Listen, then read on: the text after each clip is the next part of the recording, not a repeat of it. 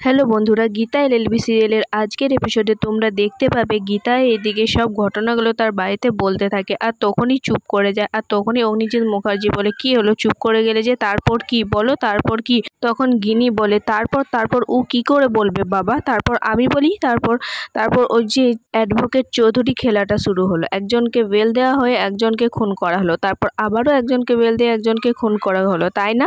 তাই না গীতা? আমি ঠিক বলছি না? আমি হয়তো লটা জানি না, কিন্তু আমি তোর খেলাটা খুব ভালোভাবেই আমি জেনে গেছি। এবার তুই আমাকে বল, এই খুনগুলো কি তুই করেছিস? কি হলো, চুপ করে আছিস কেন? বল বল, বলেছি বল। তখন গীতা পাগলের মতন করে বলতে থাকে, না না আমি করিনি। তখন গীতার আবার মাথায় যন্ত্রণা ওঠে। তখনই মেহেক তাকে বলে, ঠিক আছে ঠিক আছে, তুমি এত উত্তেজিত হও না, চুপ করো। তখন গিনি বলে, তোমরা কেন ওকে এত চাপ দিচ্ছ? তোমাদের দোহাই, তোমরা প্লিজ ওকে ডিস্টার্ব করো না, ওকে ওরকম করো না। তারপর এলিন আবার জিজ্ঞাসা করে, তারপর কি হয়েছিল গীতা বৌদি? তখন গীতা বলে, তারপর আমি মেহেককে ওই বাড়িতে দেখি আর মেহেককে দেখে আমি ঘাবড়ে যাই আর মেহেককে দেখে আমি লুকিয়ে লুকিয়ে রাখতাম, কেননা আমার শেষ আশ্রয়টাই চলে যায়, এটা আমি চাইতাম না। তারপর অগ্নিজিৎ মুখার্জি বলতে থাকে, তারপর কি হলো? তখন মেহেক বলে, তারপর আমি বলছি। তারপর গাড়িতে বর এলো আর বরকে বরণ করতে যেয়ে আমি ছোটদাকে দেখলাম, ব্যাস আমার হাত থেকে বরণ ডালা পড়ে গেল। আমি বুঝতে পারছিলাম না আমি কি করব, আমার মাথা কাজ করছিল না বাবা। আর তারপর আমি তোমাদেরকে ফোন করলাম আর তোমরা সেখানে ছুটে এলে,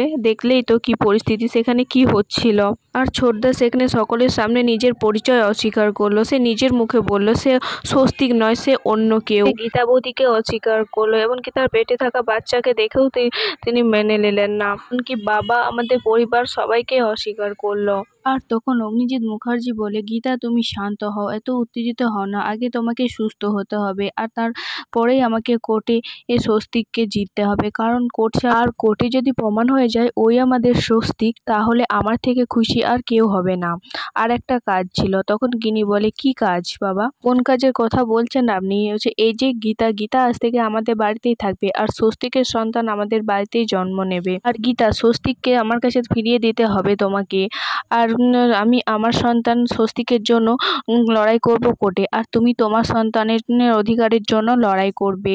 এইবার অ্যাডভোকেট অগ্নিজিৎ মুখার্জি আর গীতা এলএলবি একসাথে একপক্ষ দলের হয়ে বিপক্ষের সঙ্গে লড়াই করবে। তখন গিনি বলে, আপনারা ভুল করছেন না তো? ও কি সত্যি স্বস্তিক নাকি অন্য কেউ? আপনাদের কোথাও ভুল হচ্ছে না তো? তখন অগ্নিজিৎ মুখার্জি গিনিকে বলে, তোমার কি মাথা খারাপ হয়ে গেছে? সেখানে আমি ছিলাম, প্রলয় ছিল, মেহেক ছিল, অঙ্কিত ছিল, ওখানে আমাদের পরিবারের সকলেই দেখেছি যে ওটা আমাদেরই স্বস্তিক। তাহলে তুমি কি করে বলছো যে ওটা আমাদের স্বস্তিক নয়? আর একটা কথা, তুমি যে এ বাড়ির মাঝে মাঝে বউ হওয়ার চেষ্টা করো, মাঝে মাঝে দিদি হওয়ারও চেষ্টা করো।